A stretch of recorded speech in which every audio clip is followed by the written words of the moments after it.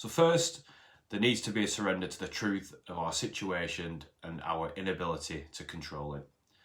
Then surrendering to what is suggested, and that's in this case the program, new principles, and to try and start to consider a belief in a different way of life, whatever that may mean for you.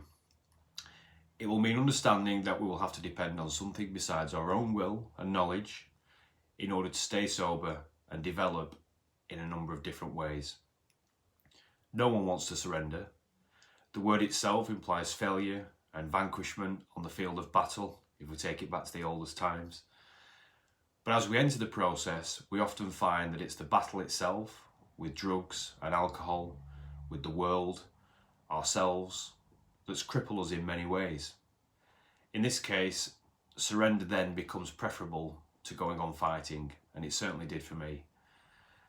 Surrender is a traditional element of every journey that involves personal growth. Before we can begin to realise our potential, we must break out of limiting concepts of who and what we think we are and what we think is possible. This may mean giving up long-held beliefs and comfortable behaviour patterns, and a lot of these can be weird ones that we shouldn't really want to keep, such as cynicism, fantasy, fear, control, anger, grief. Many of us cling to these patterns, and others as well.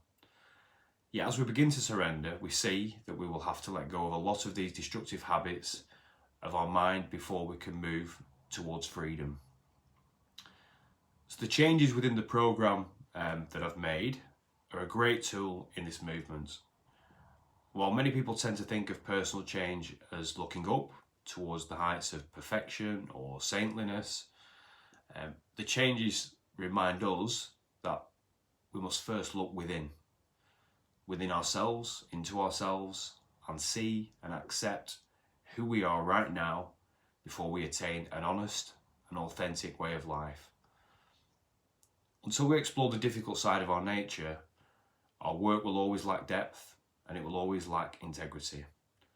Our hearts and minds are complex and mysterious, and they can only be known through the courageous work, and that courageous work begins with surrender.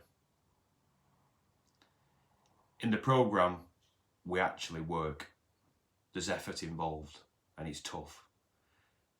We're not just thinking about them, we're not just meditating on them, and the work that we do in the first change, which is the first handbook, is quitting drinking or drugging, overeating, gambling, whatever activity brought us to the point that we're at.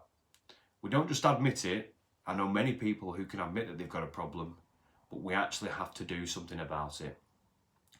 Often what precedes that action, for the lucky ones amongst us, is what's called a moment of clarity, or some people call it a rock bottom. That flash where we suddenly see the truth, the real truth of our situation. In that moment, we can no longer hide from the suffering that we're experiencing and that we're causing. The light of awareness shines sometimes, often blindingly, it's so obvious, on our lives and how devastated they actually are. Rather than understanding wisdom as an intellectual process, this language points to the senses, so in our stomach, in our gut, grounding our understanding of the truth in the body rather than the mind itself. It means the blinders are taken away and we see the truth clearly. A moment of clarity is when the lies that we've lived, often for many years, will fall away and the stark reality of our situation is finally revealed to us. This vision is the beginning of recovery, and it's the beginning of the changing of our lives.